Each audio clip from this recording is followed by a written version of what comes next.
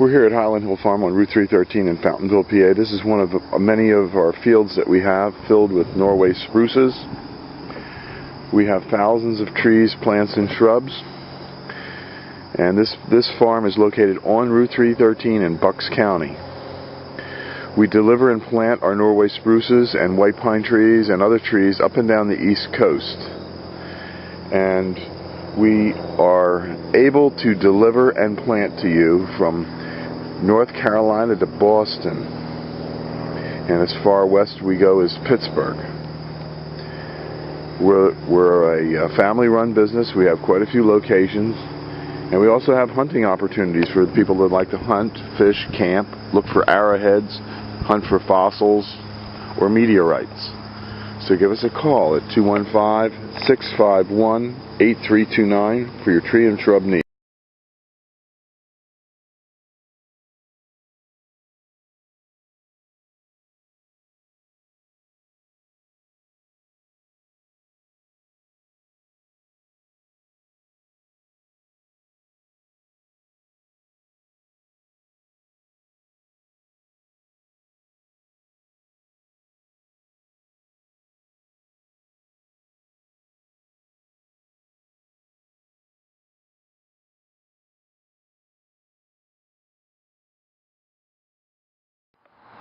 These are some of our ornamental grasses that we have for you here at Highland Hill Farm on Route 313 in Fountainville, PA. We have a wide selection of grasses, and you can come and pick them up, or we can deliver. We do deliver and plant our nursery stock up and down the East Coast. We have a wide selection of nursery stock, as you can see. We have a couple hundred acres here in Fountainville, and we have a couple thousand acres in Bradford County, and we ship all over the East Coast. We go to Virginia, Delaware, Maryland, Pennsylvania, New York, Massachusetts, Rhode Island, Connecticut, up and down the East Coast. We also ship a lot of seedlings that we grow throughout the nation.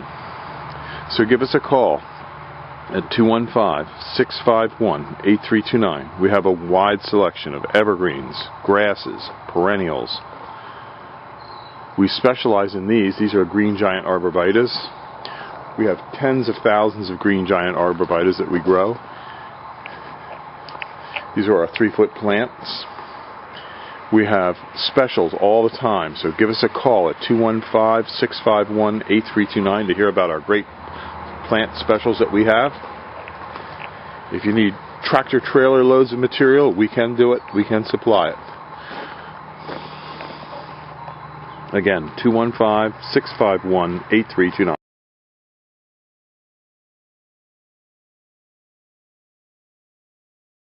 We're here at Highland Hill Farm on Route 313 in Fountainville, PA. This is Michael Hurst. He is the chief propagator here at the Highland Hill Farm. And he's going to tell you about the foliage of the blue rug juniper. Alright, well that's the blue rug juniper. You can see it's got a nice lush green new growth on it. It's kind of more bluish. As it goes through the winter, it turns a darker green color, so you can tell what time of year it is by just looking at the tree. It doesn't get too tall. It's more of a smaller when it grows. It does get a little bit of height, maybe 6-8 inches at max. It's known for growing down walls, and you can see it growing down areas of your yard where you don't want to mow. You just put a whole bunch of this in, and you won't have to mow it again. It's relatively hardy. It's supposed to go in dry areas. Well, it can take drier areas more or less. And for trimming, if you're going to do anything with trimming, you just trim these leaders that come out just to make it a fuller plant. Anything else you shouldn't really touch on. Okay, is it deer resistant? I believe it is deer resistant. I don't think a deer would eat that. Yeah, they don't like that, do they? Nope. And one thing you shouldn't plant when you have a juniper is an apple tree, because you get the cedar apple rust. Yeah. So when you're doing your landscape design, just bear that in mind. If you have junipers on your property, stay away from apple trees, and then you'll avoid all the problems of the cedar apple rust. Yep. And so, Michael, you're a graduate. Where did you go to school? I went to Delaware Valley College. 4 years this program, and I graduated last year. Yep, we have a qualified staff here at Highland Hill Farm. Michael went to Del Val College and graduated with a degree in horticulture. His brother did the same. His brother graduated with a degree in floriculture. and they do the deliveries and plantings all up and down the East Coast. Tell the YouTube audience where you've been this last week. Oh, well, I was forced to go up to Massachusetts. That was like 7 hours away. I also went up to Albany this last week. Like 2 weeks ago, I went down to Virginia, and 2 weeks ago, I got hoodwinked and going out to Pittsburgh. So I've been all over. Okay, well, thank you very much. Our website is seedlingsrus.com, and we're here in Fountainville, PA. You can call us at 215-651-8329, or you can come and visit us. Our phone number is 215-651-8329 or seedlingsrus.com. Thank you. We're here at Highland Hill Farm on Route 313 in Fountainville, PA. I'm Bill Hurst doing the photography. I own the Highland Hill Farm.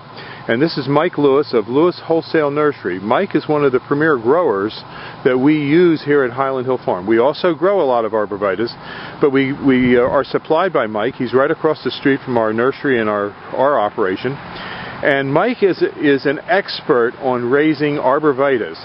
Mike went and graduated from the Longwood School in Chester County, Pennsylvania. And he's a premier grower in Pennsylvania, world-renowned grower. I shouldn't say that, but that is the truth. Everyone in northeast Pennsylvania and the eastern seaboard who raises arborvitaes and nursery stock knows Mike Lewis here. So he's well known. And he's going to talk to you today about arborvitae trimming and how to trim them properly. And these are small arborvitaes, a Zebrina, green giant, and an emerald green. Okay, Mike. All right, what you want to do with your arborvitae is, when you prune them, you want to encourage them to have a single stem.